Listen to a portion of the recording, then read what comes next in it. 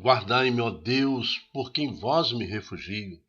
Eu bendigo o Senhor, que me aconselha, e até de noite adverte meu coração. Tenho sempre o Senhor ante meus olhos, pois se o tenho a meu lado, não vacilo. O responsório está no Salmo 67. O salmista aqui escreve a Deus, lembrando que é o Senhor o seu refúgio, e nos lembra que Deus é nosso refúgio. Então, nós não estamos num mundo de alegria somente. Há muito sofrimento, muitos momentos difíceis na nossa vida. Mas guardai-me, ó Deus, porque em vós eu me refugio.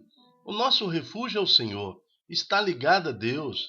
Está convicto na certeza de que Deus é por nós. É Deus que prepara o nosso futuro. Cabe a nós vivermos intensamente o nosso presente, fazer dele um momento agradável ao Senhor. Agora é Deus que guarda o nosso futuro. Guardai, meu Deus, porque em vós me refugio. Reflexão do dia 25 de maio de 2023, sétima semana da Páscoa, quinta-feira, cor litúrgica branco. Santo do dia, Santa Maria Madalena Pazzi, virgem e religiosa carmelita. Meu Senhor e meu Deus, eu quero um amor tão ardente e entregue a Ti como o de Santa Maria Madalena Pazzi. Ela recebia comunhão todos os dias. Com 16 anos entrou no convento. Ela entrava em êxtase nas suas orações e proporcionou conversão, devido ao seu exemplo de oração, às muitas pessoas. O ano era 1566. Como que a igreja precisava de pessoas santas em torno dos anos 1500? Como que a igreja precisou? Estava lá Santa Maria Madalena de Paz, testemunhando na Itália o amor de Deus. Então, que Santa Maria possa também, Santa Maria Madalena, interceder por cada um de nós, principalmente aumentando a nossa fé em Jesus Cristo. Santa Maria Madalena de Paz, rogai por nós.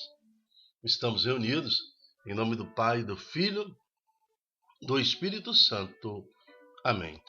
Na primeira leitura de hoje, em Atos dos Apóstolos, Paulo então está em Jerusalém, está em Israel, e ele vai para o conselho, ele vai ser julgado. E ali o Paulo, durante seu julgamento, a autoridade romana quer chamar Paulo, que está preso, está na prisão, para entender as acusações. Então, quando Paulo entra no plenário e começa os fariseus, os saduceus e todo o corpo da lei judaica querer julgá-lo, aí no versículo 23 está escrito: sabendo Paulo que uma das partes dos presentes eram saduceus e a outra parte eram fariseus, Paulo exclamou no conselho dos anciãos: irmãos, eu sou fariseu e filho de fariseu. Estou sendo julgado por causa da nossa esperança na ressurreição dos mortos. Apenas falou isso, arrumou-se um conflito entre fariseu e saduceus. Porque os fariseus acreditam na ressurreição, acreditam nos anjos.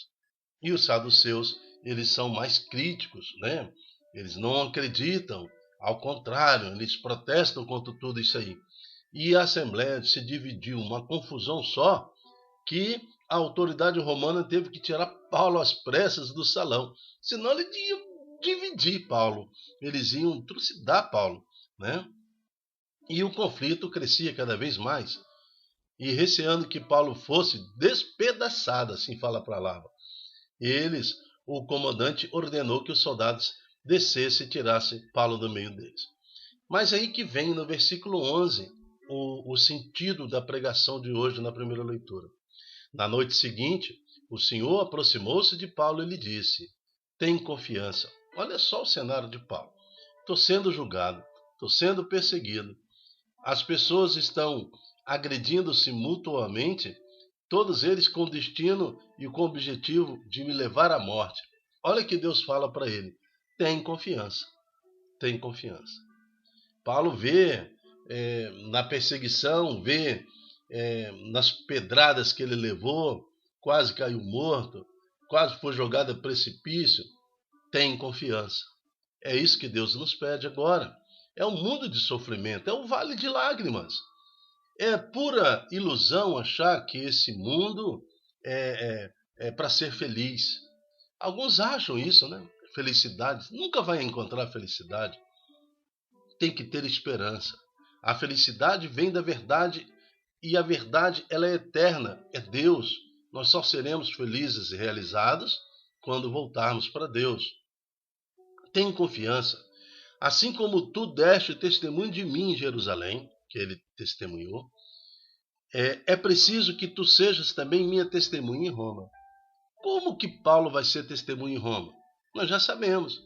Preso, perseguido, depois vai ser, por último, decapitado, né? Vai ser, o sofrimento está ao lado de Paulo. Mas ele é um homem feliz, ele é um homem completo no Senhor, porque ele sabe que viver para ele é lucro, que a sua real alegria está em um dia voltar para a casa do Pai. Assim como Jesus Cristo ressuscitou, merecer a ressurreição. É isso que nos ensina Paulo no dia de hoje, é isso que nos ensina Santa Maria Madalena de Paz. A alegria dela estava na contemplação da sua ressurreição junto de Jesus Cristo, viver intensamente seu batismo e converter almas ao Senhor. Evangelho. O Evangelho está em João, capítulo 17, de 20 a 26. Mas, Dilton, já estamos 3 dias refletindo João, capítulo 17. Dentro desta 7ª semana da Páscoa, nós vivemos a unidade dos cristãos. Nós estamos vivendo a oração sacerdotal do Senhor Jesus. Ele pede a unidade dos cristãos. O Senhor esteja convosco, Ele está no meio de nós. Proclamação do Evangelho de Jesus Cristo segundo João. Glória a vós, Senhor. Naquele tempo, Jesus ergueu os olhos ao céu e rezou, dizendo: Pai Santo, eu não te rogo somente por eles, os apóstolos, mas também por aqueles que vão crer em mim pela sua palavra.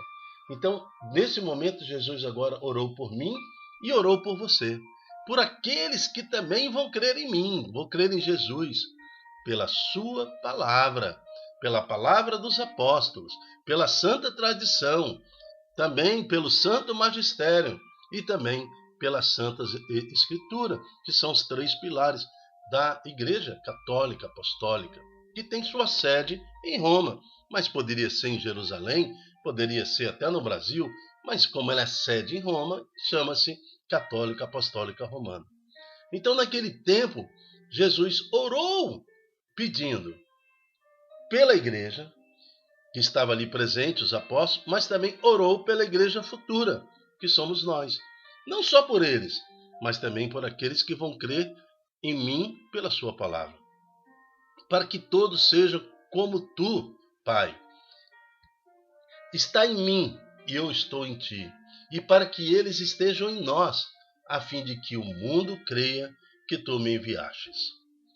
Eu dei-lhes glória que tu me deste, para que eles sejam um, como nós somos um. Eu neles e tu em mim, para que assim eles cheguem à unidade perfeita e o mundo reconheça que tu me enviastes e o amaste como me amaste a mim. Agora, esta oração de Jesus, ela fala da unidade dos cristãos. Então não é interesse, nunca foi interesse do Senhor Jesus em dividir a igreja. Que é isso? Como aconteceu no século XVI, a divisão da igreja entre protestante, católico e tudo mais, não é a intenção de Jesus. Aqui, a oração sacerdotal, a oração de Jesus é que a igreja seja uma, como vai ser no fim dos tempos. Uma só igreja, um só pastor, uma só fé. Essa divisão que houve no meio da história não vem da vontade de Deus. Quando nós amamos uma pessoa, nós temos o direito de criticar. Se você acha que a pessoa não está certa, você critica. Mas você não se separa. Um casamento, por exemplo, o esposo e a esposa tem o direito de apontar falhas, tem o direito de colocar a mão na ferida. mas não têm o direito de separar. Por quê? Formaram uma só carne. Tem que lutar um pelo outro. Assim é dentro da igreja. Como cristãos, como católicos, como cristãos, nós temos todo o direito de colocar a mão na ferida quando a Santa Igreja erra, porque ela erra, e erra muito, porque ela é formada por homens pecadores, por pessoas pecadoras, por mulheres pecadoras. Devemos criticar, mas separar? Jamais. Devemos lutar junto, porque essa é a vontade de Deus para nós, de Jesus Cristo para nós, para que eles sejam um, assim como tu és em mim, uma unidade. Aí no versículo 24, Jesus conclui: Pai, aqueles que me deste, quero que estejam comigo onde eu estiver, para que eles contemplem a minha glória, a glória que tu me deste, porque me amaste antes da fundação do universo. Então aqui mais uma vez, Jesus lembra aos homens, através da sua oração, que ele estava na criação do mundo. A Santíssima Trindade, Deus que é Pai, Filho e Espírito Santo, né? A pessoa de Jesus estava, o Verbo, né? Como João mesmo fala no início do Evangelho, é o Verbo que se encarnou. O Espírito parava sobre as águas, o Verbo, e é pelo Verbo que tudo foi construído, e o próprio Deus que tudo constrói. Pai justo, o mundo não te conheceu, mas eu te conheci, e estes também conheceram que tu me enviaste. Reconheceram isso. Eu lhe fiz conhecer o teu nome e tornei conhecido ainda mais, para que o amor com que me amaste esteja neles, e eu mesmo esteja neles. Então vem, Senhor Jesus, nós te pedimos, transforma o nosso ser, que nós possamos viver intensamente o nosso batismo, compreendendo a natureza do sofrimento. Ensina-nos a viver, a superar dificuldades, assim como Santa Maria Madalena de Paz o fez. A sua vida foi uma vida de sofrimento, mas o seu testemunho converteu corações e converte até os dias de hoje. Guardai, meu Deus, porque em vós me refugio. Dai-me a fortaleza de Paulo, seu filho querido, o apóstolo, que, sabendo da sua caminhada, levava à morte, mesmo assim, ele cumpre a vontade de Deus.